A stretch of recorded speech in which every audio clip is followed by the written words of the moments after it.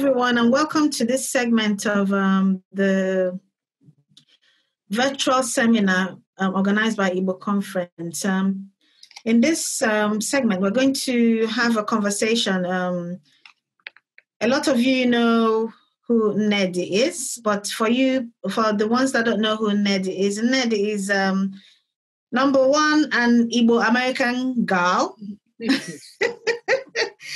And she's the number one disruptor for African futurism. And that's what we're going to talk about today. So, Nnedi, yes. Welcome back to Igbo Conference. You were here when was it again? 2015? I think it was 2015. That was like the first year that just popped into my mind. So, yeah, I think it's 2015. Yeah. It was an eventful an eventful talk. Yeah, that was like, I remember like the number of events I was doing were increasing at that time. And I remember that conference, it sticks out in my mind as very refreshing. Like I felt like I was at a conference where I was with my people, and the topics that were discussed were topics that could only be discussed there in the proper context. It wasn't just a matter of what was being discussed on stage, but it was also the audience too. So like the context that they were speaking from was one of where everyone in the audience knew what. They already knew the context, so it didn't need to be explained. And that was so refreshing to me. It's just like, oh, okay, we can finally just get on with it. Yeah. Yeah. Anyway, and we were supposed to meet up in Nsukka, but the coronavirus stepped in again. Yeah. We'll get there. Anyway, hopefully next year. Yeah. Yeah. Okay. Now, you're going to tell us all about African futurism. Okay. All right. And I'm going to read a lot of this directly from what I've written. Okay. So African futurism is a term that I came up with. And this was after, because I did a TED Talk. I don't remember when that was. It was around like 2017. We were both in Tanzania. Yeah, that one. Yeah. So in my TED Talk, I was talking about science fiction and the importance of science fiction. And in that TED Talk, I did mention Afrofuturism. At that time, I was trying to there was something about the term that there were issues with the term at that time, and I was trying to embrace it. I was trying to just be like, okay, so there's this definition, but it's broader than that. It includes me. It includes what I'm doing. It includes a lot of things that it turned out not to include. And so there were a lot of debates that were happening. There were a lot of there's a lot of back and forth and a lot of misunderstanding. And after going through all of that, and after a lot of, I'm just going to say it, but there was a lot of, I was told multiple times, and the reason why I'm hesitating is because it's such a sensitive topic, and all I'm thinking in my mind is I don't feel like trending on Twitter because of blah, blah, blah. But, at some point we have to talk about these things. Yeah, sometimes you have to grab the bull by the horns and just call it by its name, yeah. Or tear off the Band-Aid. And so at that time, one of the things that happened was that I was told multiple times that Afrofuturism is ours. And this was by African Americans, as in those who are the descendants of the stolen Africans in the United States. Yeah. It's theirs. It's told this many times, and I remember that. It's ours, it's ours, it's ours. Yeah. And then there was this implication that the stories of other people are kind of tacked on or secondary. Mm-hmm. So I heard this and I was like, that's cool. Keep it. And so then that's when I came up with African futurism. And so this is my definition. Let me see. All right. African futurism is similar to Afrofuturism in a way that Blacks on the continent and in the Black diaspora are all connected by blood, spirit, history, and future. The difference is that African futurism is specifically and more directly rooted in African culture, history, mythology, and point of view as it then branches into the Black diaspora. It does not privilege or center the West. I wrote a whole blog post on this defining what African futurism is in detail, and that I put a lot of thought into. That's very short, because I'm not a long-winded person. I like to get to the point, especially when it comes to writing. That's why I like writing, as opposed to talking. I am a long-winded person. But yeah, so African futurism, it's one word. And the reason why I stress that it's one word as opposed to two words or the F being capitalized or whatever is because it's African science fiction. So we're taking this idea of looking into the future, considering what is now and what can be or could be. And that's linked with, being rooted in African culture. African culture, yeah. Yeah, so that's really what, that's a very abbreviated idea of what African futurism is. But I felt like I had to create this term because there was a gap. There was there's nothing that was describing this type. What it was, yeah.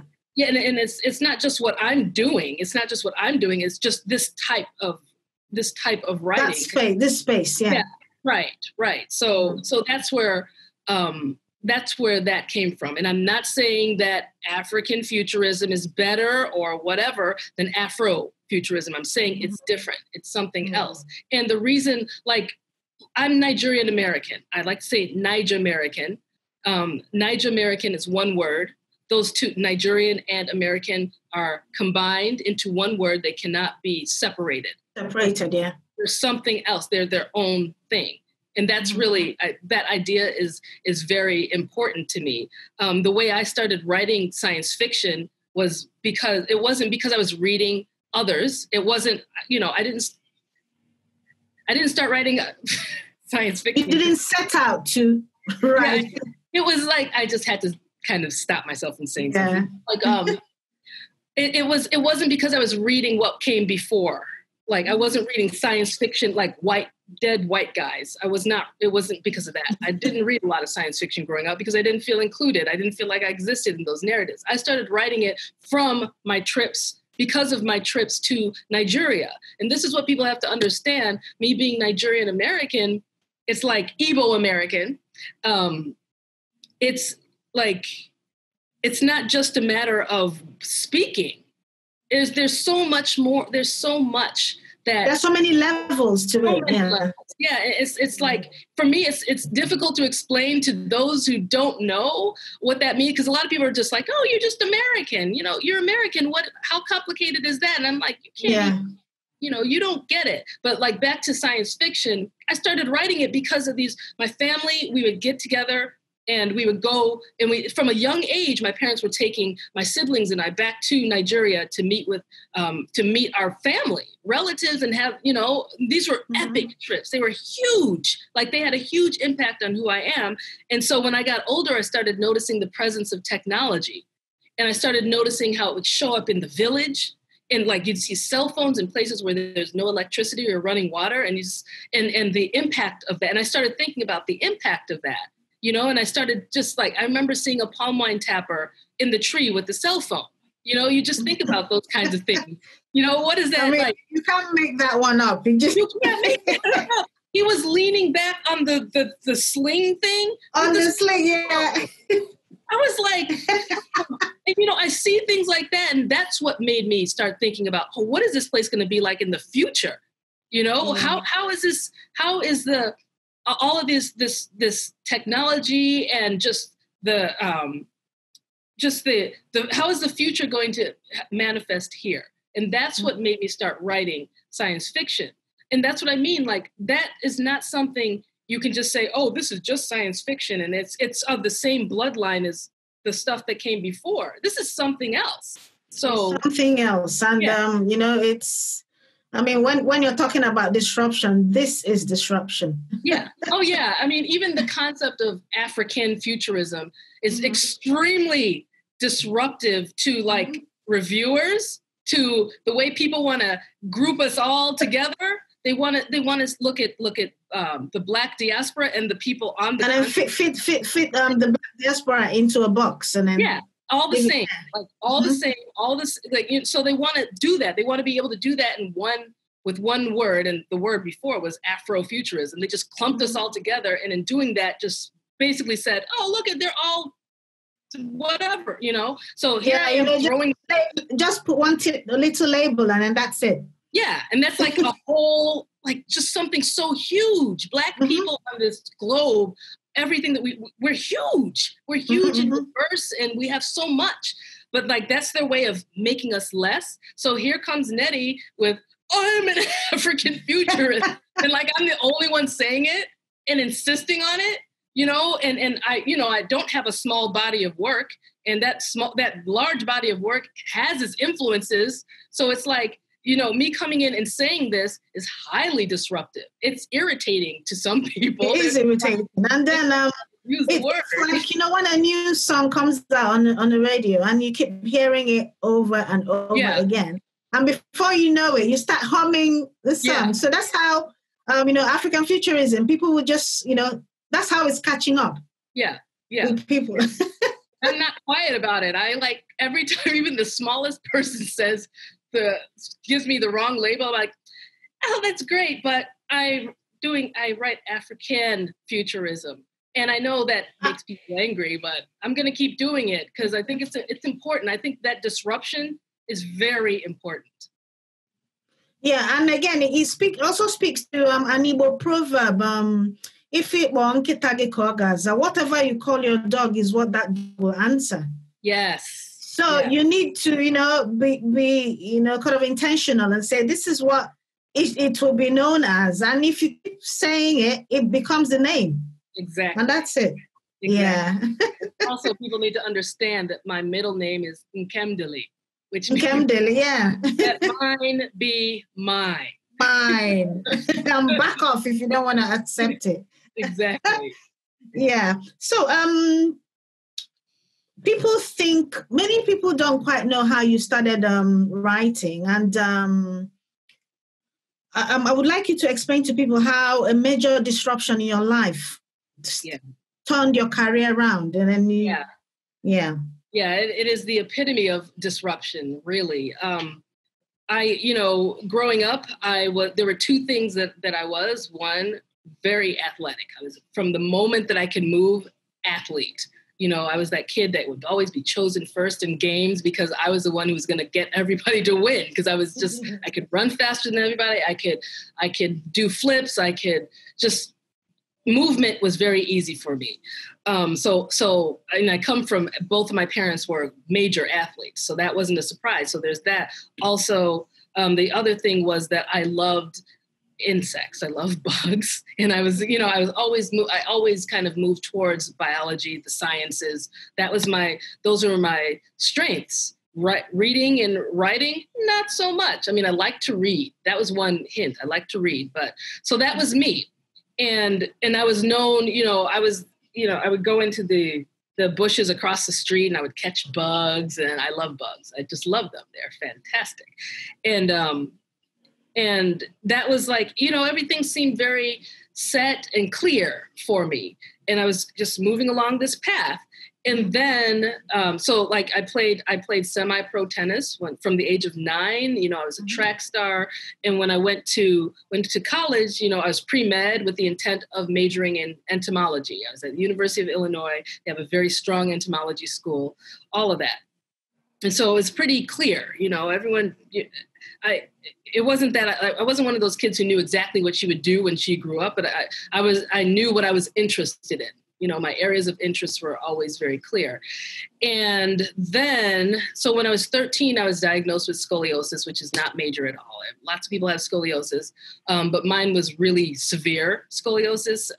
So my spine was like an S. So even though I was doing all of these major athletics and I was performing at higher levels than everybody, the more I grew, the more my spine just kind of went out of whack. And so it was like getting more and more and more compressed. And when I was in my first year of college, I was on the tennis team, and my doctors they took an X-ray and they're like, okay, you need to have surgery. You need to straighten this out, because if you don't, you're gonna be crippled by the time you're 25, and you're gonna be your life will be significantly shortened. And this was disruptive in itself, in that, like, I have never been one who is really, really narcissistic. And there's my daughter. Hi, Anugo. Hi. As she goes to the cat. But, so I was fine with my physical appearance, even if I had I was like almost hunchbacked because of my spine, but I was fine. I could run faster than everybody. I was, just performing at this level that just didn't make me feel that insecure. But then here are the doctors telling me I have to have this major spinal surgery. They said I'd be back on the tennis court within a few weeks, and I'd be fine. It was a surgery that lots of athletes had. They were going to fuse part of my spine. My mobility would be a little decreased, but I'd be fine. Except there was a 1% chance of paralysis, which is normal because they're dealing with the spine. So I was like, okay, rather than being crippled, by the time I'm this age, of course I was going to have the surgery. So I went in and had the surgery, and then the biggest disruption of my life happened, because I woke up paralyzed from the waist down. I was in that 1% who mysteriously reacts to this surgery with paralysis, and they did not know if I would walk again. So like that. So I was on this path, very set path of where I knew who I was and what I could do and what I wanted to do. And it had been since I was little. It was all very straight. And then this thing came and just knocked me. It didn't just knock me off of the path. It drop kicked me into another dimension, because suddenly all of these ideas that I had, like the athletics, because I had planned to try out for the track team, because I was better at track anyway, and it was something that I loved. I loved running. So that went up in smoke. Just everything did. It's like you take an athlete who can move really easily in the world and then paralyze them and get them stuck in a bed where they can't move, and it's sudden and it's unexpected and they don't know if you'll walk again. That was like it was just extremely disruptive to every aspect on a mental, spiritual, physical level. And so like that whole experience left me like it kicked something. It kicked something into action that was always there, but I had never even paid any attention to at all. And that thing was the writing, the stories, because the only thing that kept me sane in that hospital bed was picking up a pen and a book that I couldn't read because I was in too much pain, and then just writing these stories to myself. And that was really the beginning. I haven't stopped writing since. And there was something about writing creating those stories, even just looking at the line on the page that just focused everything. And so from that disruption came, and there he is. So from that disruption bloomed something even more potent. So yeah, that was really the beginning of so much. Like everything that I'm doing now started with a grand act of a grand event of disruption, a sort of apocalypse. Mm-hmm. Then, could you also speak to how you eventually got back to your feet? Because this kind of devastation is enough for someone to just give up. Yeah, I could have easily gone in that direction of just giving up. Mm-hmm. If the main thing was my family, because I come from the type of family. I mean, they're Igbo. Like you don't give up. You fight. And they get into your business, whether you like it or not. Yeah, and then into your business. You don't have a say in certain things. You are going to do this no matter what. Like literally my family was like, oh yeah, statistics? Oh, whatever. Let's throw those out the window. You're going into physical therapy now. But I can't even feel my legs. Oh, you're going into physical therapy now. And I went into physical therapy when I couldn't feel my legs. And so like that whole process was like, there's this, it was almost irrational. Like my family was almost irrational, where they were like, there was not one moment where they felt that I would never walk again, not one. And I can guarantee you, the doctors did not think I was going to walk again. I've met people who have had the same thing happen. I've met 2 people so far who had the same thing happen to them, and they never walked again. They never walk again. But my family, they were like, oh, you're going to walk again. You will. You're going to do this. You're going to do this physical therapy, and you're going to try, you're going to sweat, you're not going to sit and curl in on yourself. You're not. And so like, I think I had maybe 2 or 3 days of wallowing in it. And mainly because it was the pain and they needed me to heal up. But very quickly, my parents had the physical therapists come to my room and start forcing me to move and try, even when I couldn't try. And I remember the first time my toe moved, this was like 2 weeks after it all happened. First time I got my toe to just move just like that a little bit. I was in my bed. And by this time it had kicked in, like all of the training that I had, like being an athlete also helped because I knew how to train and I knew the pain of training and I knew that results don't come fast. You just keep doing it until the results come. So I remember I was sitting in my hospital bed and my feet were straight in front of me. And I remember I had these ugly tan socks on. Oh God. And I was just looking at them. I was just looking at my feet and I was trying to move my feet and they weren't moving at all. And I'm just sitting there looking at them, trying and trying and trying. And then at one point, my foot my toe just wiggled. It was my big toe, just a little bit. And in that moment, I knew, that was when a lot of other things kicked in for me, because when I was able to do that and I was able to do it again right after, I knew that something was working and that I wasn't paralyzed anymore. And so then I just, like, all the training stuff just kicked in and, I pushed and pushed and pushed from that point on. So like the not giving up part, it was first it was family and then it was something internally. And I will say this, and I know it will annoy Christians and fine, but we have to have lots of different perspectives anyway on these things. I remember when I was in the darkest time, which was in the first 2 days, there was a priest who came to try to convert me. He tried to catch me in my darkest hour to get me to turn to the Lord. And, I've got my issues with Christianity and I've had those issues for a long time. I was raised Christian, but I quickly learned that that's not for me, especially when I studied colonialism and the way that Christianity was weaponized. But when he came in there and he tried to do that, I was like, oh, no, thanks. I'm cool. I was in my lowest. I was in a bed, paralyzed, completely, and they did not know if I would ever walk again. And it didn't come to me then. I wasn't feeling it. I didn't feel it like the strength to recover and to come back to it came from something that was within me, and it came from my family. Yeah, because sometimes the last thing you want is strangers, people you don't know, just coming to you at your lowest point. Yeah. And then like trying to kind of catch you.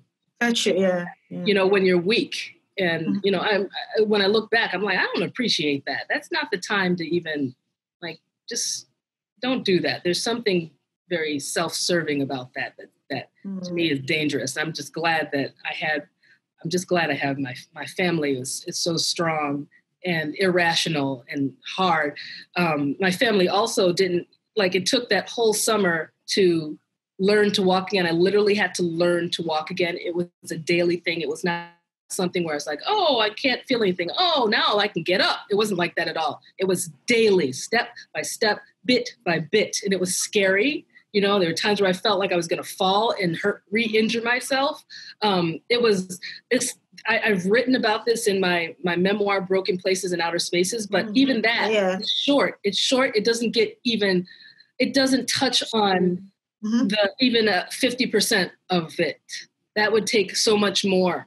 But like going through that whole summer, by the time the fall came around when I was supposed to go back to school, my parents were like, of course you're going back to school. By then I was walking with a cane, and they're like, oh, you're going back to school. There was no choice. And so I went back. And when I was back, I was at the University of Illinois, which is a very big school. It's a huge campus. And I was walking with the cane. I refused to take the bus. How did you manage to go from one point to another for classes? Slowly. Very slow. Wow. I refused to take the buses. I hated public transportation. I loved the idea of moving on my own feet. And I walked everywhere. I walked far. I walked everywhere with that cane. And then somewhere along the way, like halfway through that semester, I remember I was using the cane and then I didn't notice it, but I wasn't even using it anymore. I was just holding it as I was walking. Wow. When I realized, I'm like, oh my God, I just walked 10 steps without using the cane. And so it was gradual like that. It was a lot. It was a lot. Yeah. Because people who don't know your story think, sort of success just fell into your laps. Oh, they don't realize that, there was a process that out of devastation, something beautiful came out of it. Yeah. And that's and it was so unexpected. Like this, that's why the theme of disruption, I relate to that on so many levels, because like disruption is really what I think for me, the point of disruption is where I'm at my best. When things are just completely off, like where everything is just here and there. And for some reason, I operate really well. I don't know. Yeah, because we were just talking, before we started this, we're just talking about, what's happened in the past 1 week with George Floyd every year. And you said, you actually pulled it in. That's when that's when I'm like just popping and crackling. I don't know if that's a great thing, but I mean, it's good for when things like this happen. It certainly is, but like, and I mean, that's what pulled you out. Like when you became paralyzed, that's what pulled you out of it. Yeah. I think I do well under pressure. I do, and I think that was part of what made me a good athlete as well. Like I'm able to kind of focus up even when things are really hot. Tennis is very much a sport of the mind, which is why Serena is so awesome, and so is Venus. No one even understands, because you could be the most talented tennis player. You could be the most talented, but if you're not mentally there, if you're not mentally, you're nowhere. You haven't started. You're done. You will lose. I'll tell you a little story. My people keep wondering, why is your name Yvonne? And and my dad used to be crazy about tennis. He used to play a lot. So, and the year before I was born was when the first Black Wimbledon champion happened, Yvonne Goolagong. That's what I couldn't remember. Yeah, so, and then I was born, and my dad names me after Yvonne Goolagong, but with a Y. Wow. I'm thinking, oh gosh, she's going to be a tennis expert. Never happened. I don't know the first thing about tennis, but oh well, I'm trying in my own field, Yes, exactly. Yeah. Okay. So, I know we've talked about this before, but how important do you think it is to immerse African to root African culture, African spirituality deeper into African futurism? Yeah.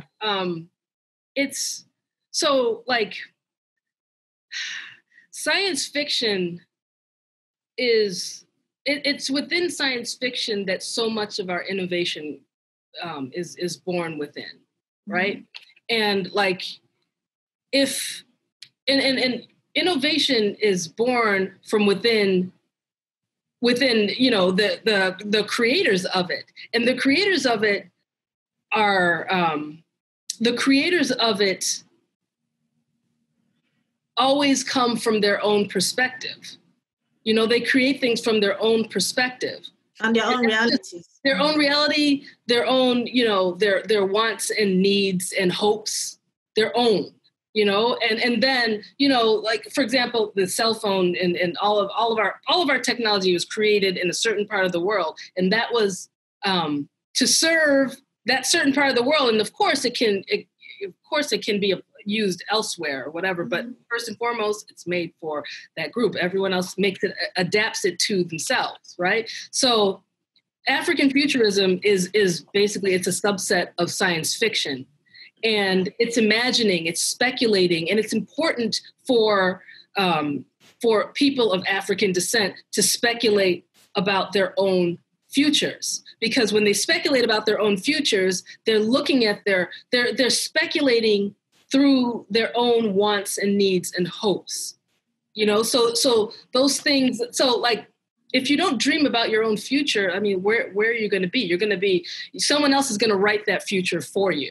And so that's where African futurism comes in. It's like, it's from the root. It's looking at things from our own perspective, with our own ideas and wants and needs and hopes in mind, and that will come through. If you look at like a technology that's invented, when you invent something for yourself, you're inventing it with your own issues that need to be solved in mind. So yeah, that's really why African futurism needs to be rooted in Africa, which is what it is. But you know what I mean? Like, that's where it's important. It's important. Like, imagination is the first thing, before actually realizing something. If you lack any kind of imagination or foresight, or just imagination, you're not going to be able to solve any problems, because without imagination, you can't propel yourself. And you can't figure it out. You can't figure it out. And like, it's not just a matter of figuring something out with what exists. Sometimes you have to figure something out through that which does not exist. Sometimes that which does not exist doesn't exist until you imagine it into existence. And to make something that never existed exist, you have to first imagine it, because that's the only place where it exists. So yeah, I mean, that's what makes it important. Okay, so how much of an impact do you think African futurism has done in educating the outside world, people who don't have a clue what Africa is really about? Well, I think that there's a lot of research that of previous older works of what would be considered African futurism, and all of that is valuable. But I think that what needs to be kind of highlighted is, okay, so we're at this point, and it's only recently. It's recently. I'm not gonna. I wouldn't say. I'm not gonna give it a year, but it's recent where this awareness. Awareness of it. Like, you can call something, for example, let's just broaden it for a second. You can call something science fiction. Yeah. That's from like 300 years ago. But that awareness of it being science fiction was not there. Mm-hmm. And when you don't have that awareness, I don't think that impact is felt or is profound, So I think that the awareness of African futurism is really fresh. So the impact is yet to come. I think the impact will be in the future, because I don't think that awareness, God, even a few years ago, this idea of science fiction, African flavored science fiction and fantasy, and I call it African jujuism, but that's a whole other story.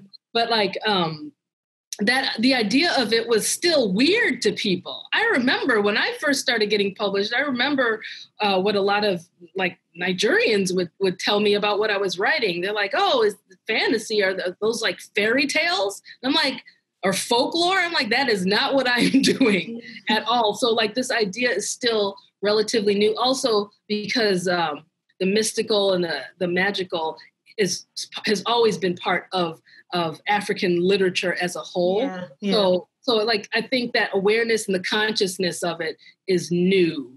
And I think in the future, we'll see impacts. I mean, like, I think it's something, it's still too fresh. It's still too new. Like this idea of, okay, this is African futurism, or if you don't want to use the word African science fiction, but you should use the word because it's a word. Like these are the literature that right now that we would put in the category of African futurism. It wouldn't be that big, you know, and a lot of the works will be relatively new. So I think that we'll see that impact hopefully in the future. Yeah, yeah. Okay, so the other major. Okay, before we get to that, mm-hmm. How did you now get into mainstream? As in, from your first, manuscript. I like my computers to talk, so my computers talk. Am I mainstream? I don't know. I don't feel mainstream at all. I still feel. Well, what I mean is, when did you go from writing like your books to it being published? How did you make the jump? The first, because a lot of young people are watching this, and you know how it is. Zina, my daughter, came and said hi, and she was so excited, you know. Yeah, so a lot of young people want to be, want to get out there, but it's from hearing stories that they know that gives them the push. Yeah. Yes. I mean, like, really, okay, for me, it was because when I was so like the story of how I started writing. I mean, you see that it was it was not, I want to be a writer, so let me be a writer. Yeah. I want to be published. So it was passion, and it was survival as well. It was internal. It was like the urge was internal. Like to tell these stories was just something I had to do. And I loved doing it. From the moment I started writing stories, I loved writing stories. They were like, it was just, I loved writing stories. So it was never about getting published. It was never about getting published. And I think in a lot of ways that helped me a lot because I wasn't, and it wasn't about validation from anybody either. I wasn't interested in that. And that freed me to be able to write whatever I wanted to write and never question whether anyone wanted to read my work or not. That was something that I get that question a lot from new writers, like, well, what if no one wants to read what I've written? And I'm just like, the voice in my head, whenever I get that question, first thing, the voice in my head, and I don't say this, of course, but the voice in my head says, who cares if no one wants to read it? Like, what, do you enjoy writing it though? That's the main thing. But I think a lot of that had to do with the fact that I wasn't looking to get published. I wasn't obsessed with that. I wasn't trying to get rich. I wasn't trying to get famous. I just loved telling stories. And so therefore I was going to do it because I was of that kind of personality where I tended to go with what I loved as opposed to what makes money. What makes money, yeah. And mind you, I have the privilege. I came from, both of my parents were doctors, and I come from a somewhat privileged background. So I acknowledge that. And I'm also the third child, the third girl. Nobody expected anything from me. So like I was always the one. Wasn't about my second sister, however, is an intense one. She's like, I want to be famous. I want to be president. But for me, I was just like, I want to do those things that I enjoy. And it was telling stories. So So I was writing these stories, and I wrote for 8 years where I didn't try to get published at all. I was just writing because I love it. I'd finish something, I'd polish it up, make it perfect. I wouldn't go and show it to somebody and then be like, oh, I hope they like it. Never. I just put it aside and start the next thing. And I wrote like 5 novels that way, and I still have those 5 novels. They're unpublished, but they were like practice. And these are things like I didn't know that this was a good way to go. I was just doing what kind of urged me. So like what I tell younger people or new writers, because not all new writers are young writers. Sure. Mm-hmm. Say that, not all new writers are young writers. So what I tell new writers who are just getting into this or who are just looking to get published is if you want to go out there and make lots of money and all of that, cool, no problem with that. I just have no advice for you. But for those who are like trying to like really do something, like write something incredible, don't worry about what other people, like someone always wants to hear your story. There is always someone who wants to hear your story. The route to getting in is never the same. It's like in Hogwarts, it's like in Hogwarts how it changes the way to get somewhere always is constantly shifting, and it often shifts depending on who gets on the staircase. It's like that. There's no one way to do it. And there are back doors, there are side doors, there are windows, there are roofs, there are attics, there are all different ways of getting in. And like, really, I think that if you follow your passion and create what you feel is amazing, that way will open up to you.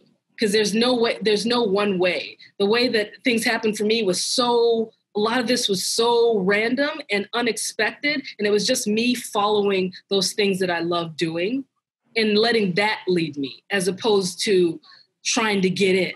You know what I mean? So like, and that's the same with comics. It was like that with film. It was like that. Everything, it feels like in a lot of ways I stumbled into it or fell into it sideways, as we were talking about before. But like, when I look back at everything that has happened, it all makes sense. It all makes sense. But hindsight is always 20/20. For me, I'm always just kind of following those things that I love doing. And from the beginning, I was writing these from the very first short story that I wrote was set in Nigeria.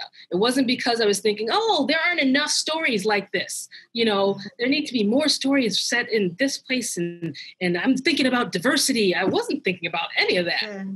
I just knew that from the moment that that we've been going to Nigeria, like as a Nigerian American, those trips were epic to me. They shaped me, and then also being in the United States shaped me as well. And so when I sat down to write a story, I went where the energy was, and that was the village. That was the village. The very first story that I wrote was us driving back from the village. It was nonfiction, but it read like fantasy. So it was just that, I just followed those things that I was passionate about, and that's what led me to where I am now. It's like, what I've been doing is, if you look back, my first novel was published in 2005. And even previous short stories and all of that, if you look back and follow everything that I've done, it's been consistent. Like, it's not that I've tried this and did and then did that. It's been consistent because those are the things that I love and that I'm interested in. Okay. So another disruption another disruption that happened gave rise to you writing Who Fears Death? Yes. Yeah. Yes. So would you like to tell us about that? Sure. So Who Fears Death, that's my third novel, my first adult novel. And I don't really categorize my work when I'm writing. I just write them, and then whatever they are is what they are. Whatever my editor says they are is what they are. But like, Who Fears Death was inspired. I started writing it because of the passing of my father. And I tend to not talk too much about it because like, it's very Igbo. It's a very Igbo story. Like, my father is a cardiovascular surgeon. He came to the United States in 1969. He was the chief of surgery here in the south side of Chicago. Very, very proud man and very good at what he did. And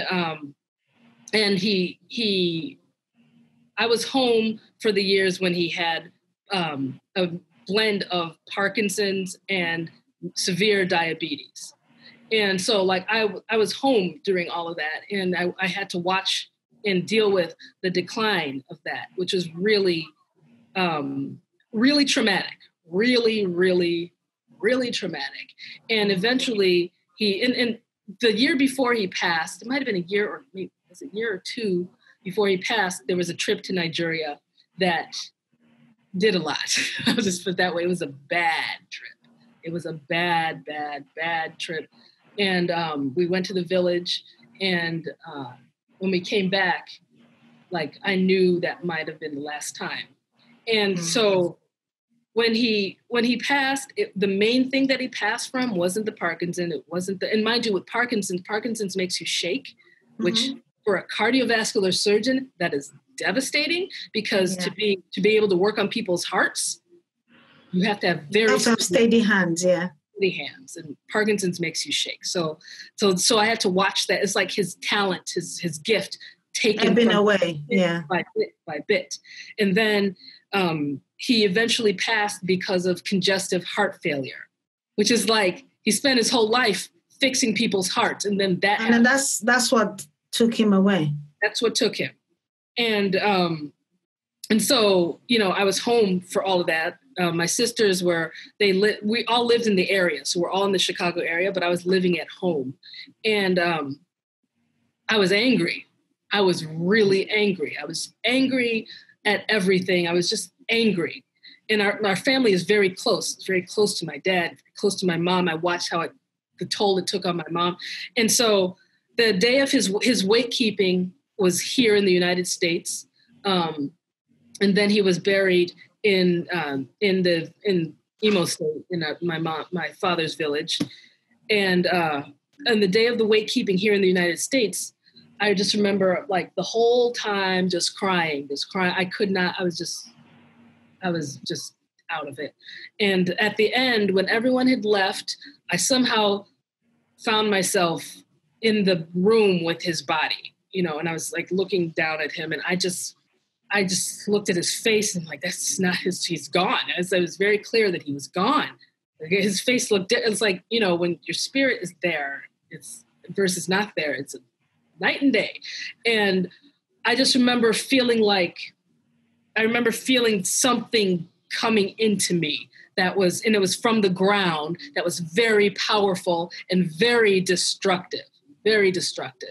And at some point, my mom and my sister came in there and took me out of that room. And it was that evening where I wrote the beginning of Who Fears Death. And for me, I'm the type of writer who I don't outline. I don't when something comes to me, it comes to me and I start. I don't talk about it. I don't fret about it. I will just start. And this thing came to me and I just started. I didn't know who this character was. I didn't know why everyone hated her. And like the scene that I wrote is it's the beginning of the book. Throughout its many iterations, it was like it moved to the end, it moved to the middle, and then finally it was 6 years later, it was back at the beginning where it needed to be. And that beginning was that moment. It really was. It was semi-autobiographical, because it was like this girl who was leaning over her father who had just passed. She's at the funeral and she's like, it didn't look like him anymore. And she describes his face. And then she feels something entering her. And then you see the break where like this power, this energy bursts from her, and it just kind of blows everything away. And that was the beginning of Who Fears Death. And like Who Fears Death was still the most traumatic novel that I've written. That was like, there were parts of that. Like I just went there. Like that was one where I was like, okay, I wrote Zara the Windseeker. That was fun and like, whimsical and all of that. And then I wrote The Shadow Speaker. That was kind of getting into it. But Who Fears Death, I went completely dark because I was angry at that time, and I just poured all of that into the story, and like I didn't hesitate with it. That was the first book where I didn't hesitate, where I was like, I'm not going to worry about who's going to, I'm not going to worry about my mom seeing this and any of that. I'm just going to pour it in, and I poured it in, and that's the book. And that's the one that HBO is turning into a TV series. Yeah, that's the one that they're adapting into a TV series, and that process that actually took a few years to happen. Like I knew. It was like HBO just kind of showed up in my inbox one day. That's how it happened. It wasn't my agent scouting or trying to whatever. They found just like me. That. Yeah. They found me. They found the book. There was an executive producer there who read the book and was like, "Oh my God." And she wanted it. And it took a while for the timing to be right. So I knew that they were interested for, I think it was like 3 years. And then the timing finally was right. But yeah, Who Fears Death was an interesting turning point. Wow. And then I know everyone's waiting for me to ask you about your work with writing for, Wakanda Forever, everything about the Marvel. Because if you don't talk about Marvel, people are going to slaughter me. Oh, they'll be all right. Marvel is like, it's that was another one where they just showed up in my inbox one day. And they were just like, "We think you'd be good at writing comics." And I was like, "Yeah, I probably would be." And I had written one short for DC, DC's Vertigo. It was like a short, and it was based on it was a Zara story from Zara the Windseeker. It was called The Elf. So I had some experience with comics, and I love comics anyway. And so when they asked me, this was right before, I get the timeline mixed up now because it was so much in such a short period of time. So can't remember if the Dora Milaje stuff came first. The first one that I wrote was it was a short story in a Venomverse anthology where I got to create a Marvel character named Ngozi, and it was called Blessing in Disguise, and that was fun. And it was because it was okay. So there was Venom is this alien symbiotic organism, whatever. So they had the Venomverse so they had this anthology where they were taking very known Marvel characters and they would get Venom attached to them. When you have Venom attached to you, you become like this monstrous, powerful being. And so like there were a whole bunch of these characters that were getting venomized, and they were known and they were like, "Oh yeah, could you write a short where you venomize Black Panther?" And I was like, I don't really like that idea. I don't really like that idea. And so I convinced them to let me do like a new character. So I had this girl in Lagos who gets venomized, and that was the first story that I wrote for them. And so like even if you look in that anthology, you've got all of these major Marvel characters, and then mine is like the only one who is not a major. That doesn't fit the mold. Yeah. Disrupting again. That's what I do. I disrupt things. And so they liked my work with that one. And then that led me to doing this a limited series for the Dora Milaje, a limited series of Black Panther, and then a limited series this was an unlimited series for Shuri. And lots of these weird whatever fanboys like to talk about it and say, "Oh yeah, Shuri was canceled," and she wasn't canceled. I didn't have time. I didn't have time to keep doing, like, if anyone knew the schedule to do a Marvel comic, the schedule is tight. It's like relentless. And I was teaching full time, but above that, the movies, the TV series stuff was coming to fruition. And I couldn't do I couldn't do the TV writing with the comics writing at the same time. Yeah. So that was why I had to be like, so yeah, basically I not walked away from, but yeah, I kind of did from Marvel, and that's. And your work with Wanuri? Yeah. Okay. So I'm working on multiple TV projects. One that I just signed a contract for today, finally, but like I can't announce it yet. But like multiple TV projects. So one of them is hello, Kitty. One of them is Wild Seed, which is the adaptation of Octavia Butler's series, her Patternist series. And so Wild Seed so Wanuri is a Kenyan film director, and we've known each other for a long time. At one point, we were hoping to work on the adaptation of Who Fears Death as a film together. Mm-hmm. And we met when Who Fears Death was published, and Pumzi, her Kenyan science fiction film, came out. There it goes. You told me that's what happened. Okay, all right. Cat out of it. There you go. Cat, what are you doing? Oh, he's underneath the. Okay, all right, he's jumped down. No, he hasn't. Okay.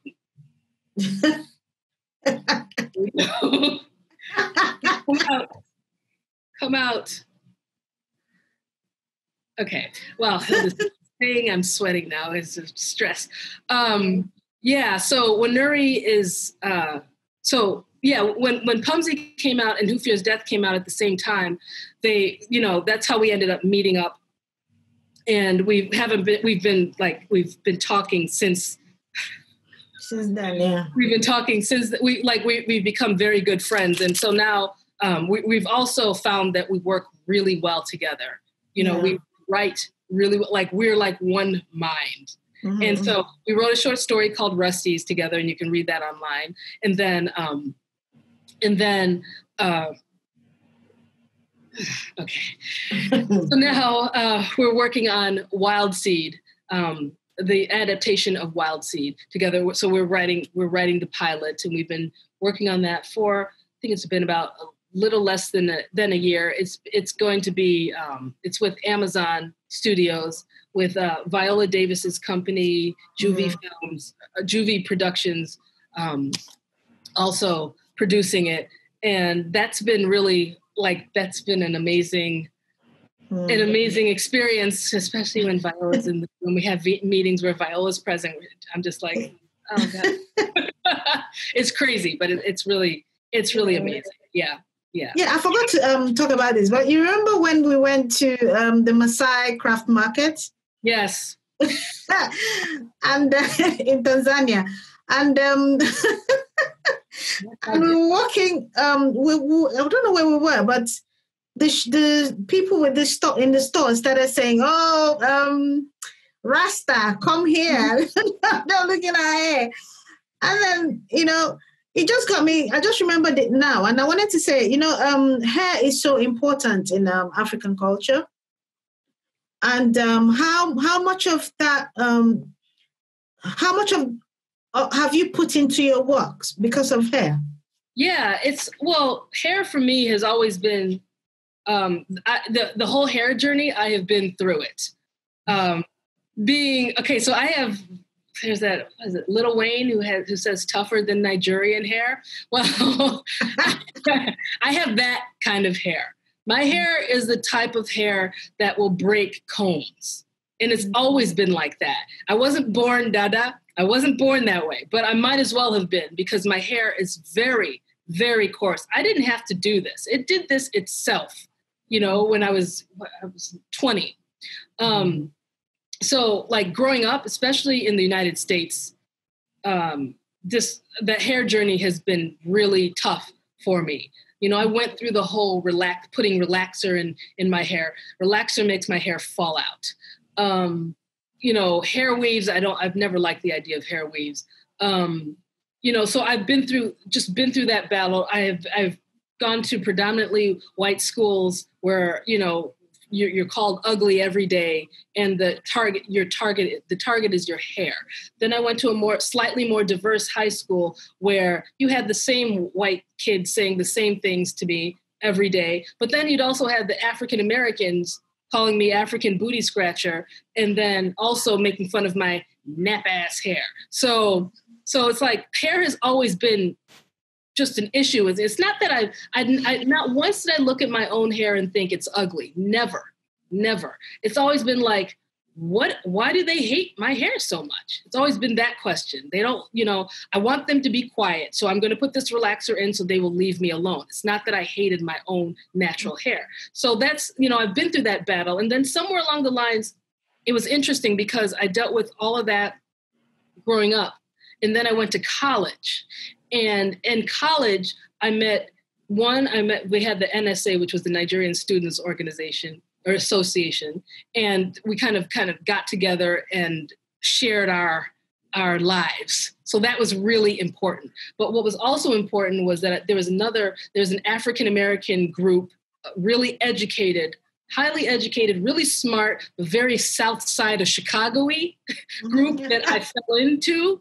Yeah. And they were like all about, first they really opened me up to some of the best 90s rap music. That's where I got it from them. But also they were all about being natural, and they were all about, take those, at that point I was wearing braids, and they were like, take out all the fake hair and wear your own hair. And so I was encouraged really, really strongly by this core group of African-American men who were like, take all of that out. So for a year, I took all of it out. They convinced me to take all of it out, and I wore my hair in this afro. And me having the kind of hair that I have, it's very coarse. So the afro started off like that. And then it went like that. And it was just, and then, so then I remember I returned to braids again, and it was during finals time, and I left my braids in for a long time. And when I took them out, my hair had locked. And so I was like, and I remember it was Halloween. So I was like, okay. And I just left it. I was like, so that's what's happening. And I left it. And that was how, from that point on, my hair had only been about that long, like all my life, because of all the things that I was doing to it and all of that. And it would never, and I always thought my hair was just short. It was just short. And then I left it alone, and it grew and grew and grew. So it's like, that's my hair story is very much a part of my identity. Like I'm very strong and I understand where all of that energy, that negative energy came from. And I understand that it's not just about hair, it's about race. It's about gender and it's about race, those two intersecting. And so knowing that and living that, when I sit down to write stories, it's no surprise that it kind of comes up. It's no surprise that Zara the Windseeker, you see the cover of Zara the Windseeker. Yeah, you can't see it, but like you've got this girl with these she had 7, like that's the thickest 7 locks that ran like down, almost down to the ground. And, and the magical people it's no surprise. It wasn't intentional per se. Like I wasn't thinking, I want Zara to look like me. No, not at all. Mm-hmm. It just happened to be that way. It happened to, these characters. And like, if you think I think all of my characters have natural hair. Like Phoenix has no hair. Sankofa has no hair. Onisomu, yeah, she braids her hair when and sometimes she unbraids it. So like all of them have natural hair. It's just, it's something that I think it's important. It's not that I'm judging anybody or anything like that, but I think it's important that we love what comes out of us. I think that's important. You can do whatever, but you need to love what is naturally given to you. I think that's part of the struggle, and that's part of our strength as well. So yeah, that's where it comes from. I tried everything as well, but I only had peace when I went to locks. Yeah, because I have a whole story of putting, perming my hair, and then or putting weaves, and then when I take out the weaves, there's nothing in the middle. Nothing. Right. Again, no judgment, but I mean, like, if you're trying to go against the wind versus going with the wind, you know, like, you know, the moment I stopped trying to comb my hair, it did this. You know, it grew. It was happy. But like when I tried to comb it or manipulate it into a way that is not what it wants to do, well, no, it's no surprise that it falls out and because seems even difficult. sometimes they classify hair like African hair, but it doesn't fit because people have different types of hair within the Afro type of hair as well. Yeah. Like my sister, she can wear a nice afro because her hair is like, it's soft. It's sort of, you know, it grows out soft and fluffy. You know, mine is rough. Like that as well. Mine is thin and, you know, oh gosh, you don't even want to know. Yeah, I mean, they're different the way you have. Yeah. I know. Anyway, okay. Your most recent book, I mean, you told me about it last year, and then now it's out. Well, it's almost out. To be out in August. Yeah. So Ikenga, and I found it so fascinating. I can't wait for it to come out. Could you tell us about it? Oh boy, I'm not good at telling you about this yet. I'm getting there. So Ikenga is about a boy named Nnamdi, and he's okay. So the story starts off where his father was the chief of police. It's set in a small town in Imo State, right? And I made up a name, and it's because I didn't want to be once you make it specific, then you got to deal with a bunch of stuff that kind of away from the story. So it's in Imo State, sure. It's a small town. I wanted to write something that wasn't in a big city, so a small town, and so it's in this small town. There's crime and stuff. So, stuff is happening. But so our main character, his father was the chief of police, right? His mother is a housewife, and his father is murdered one night. He's shot, and the story starts off with our main character at his father's funeral, and during this funeral, it's a big gathering, and during this group of people comes, and they're like very showy, and in the book they're described as like how do I describe them? Nollywood, so they come in showy, taking up all the attention, and it turns out to be one of those people is the very person that people think is the one who took out this character's father, and he's like this known. He's a locally known drug lord. It's not known that he's drugs, but like it's that's what he is. And he comes and gives his mother some money, and they make a show of themselves, and it's just horrible. That's the scene that the story begins with. Then we jump to a year later. Okay, don't give out too much. Shut up. Yeah. See, I told you I'm bad at it. Don't give out too much. Stuff. Yeah, because Ikenga is fascinating in that you used a very important symbol in Igbo land. Yes. And it's really sad that a lot of people now don't even know what the Ikenga looks like. Yeah. Because you can hardly find it in Igbo land now. And I found one, but I had to get it on eBay, and I don't know where they got it. But like, it's not just that you can't find one. A lot of us don't know what they are, and that was part of why I wanted to write this type of story.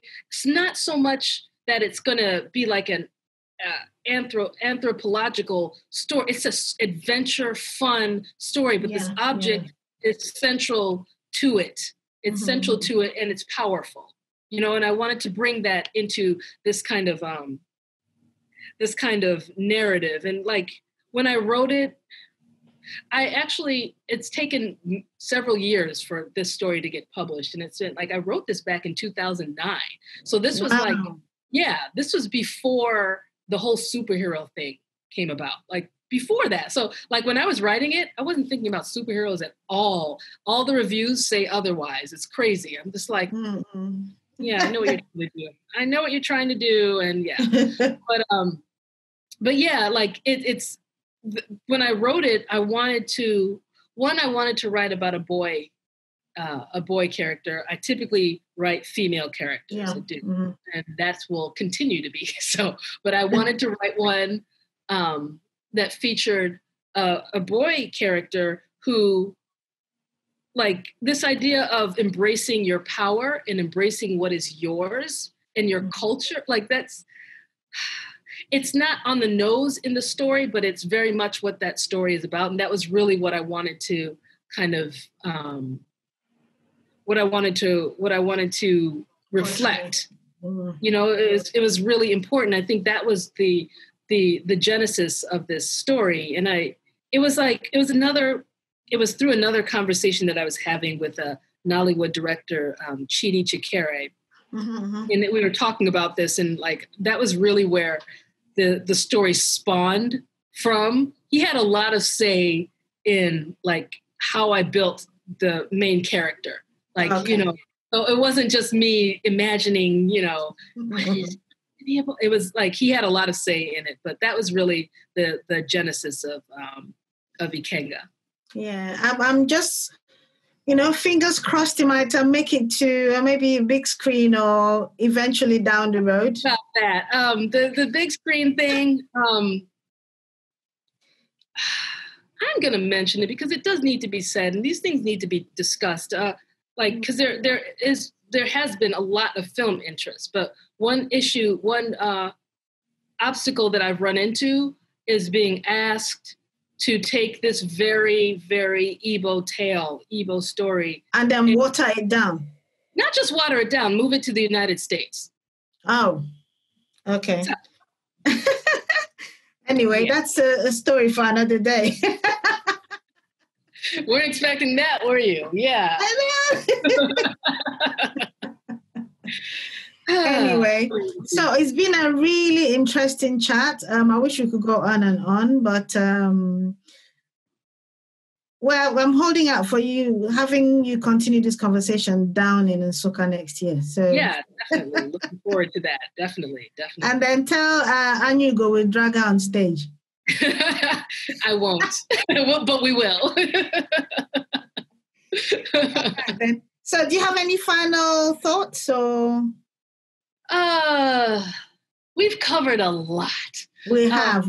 We've gone longer than I thought, but yeah, hey. Well, there's so much to talk about, and like, I'm just cooped up in here, and this has been really good. No, it's been really good just talking, because I'm like, this quarantine stuff is crazy, and these are crazy times, and it's I feel like it's a blessing to be a creative person right now, because like, I can channel, and you know this, we have a place where we can channel our rage, you know, not just channel it, but make something out of, make use of that space and that the chance, because I don't think I will ever get this chance again. You know, almost 3 months staying cooped up in a house. So I'm so grateful. I've had the time. To make something out of it. Yeah. Agreed. I mean, like, it's for very unfortunate reasons, but like having to stop and be, because for me, I was just all over the world, all over the place, just moving around 1,000 miles per hour. And this forced me to like stop and sit down and think and you know, sort of. Yeah. So. Yeah. Anyway, so thank you so much. I'll leave you to get back to your writing. Yep. And my cat, who's waiting for me. Yeah. Hanging around like, what about me? It'll be all right. All right, then. So that's it, everyone. If you have any, if you'd like to order Ikenga, you can. I think it's available for pre-order on Amazon, because I pre-ordered it, I think 2 weeks ago. Yeah. So it's on pre-order at Amazon right now. Yes, Amazon, where books are sold, and also Afterware Books. It's either .com or .net, but Afterware Books is like my go-to for, like, if you're looking for a Black-owned store. It is in North America, but yeah, that's my go-to. Yeah, we'll put up the link when very soon. Yeah. Cool. Yeah. All right then. Thank you. Yep. And great talking. Over and out.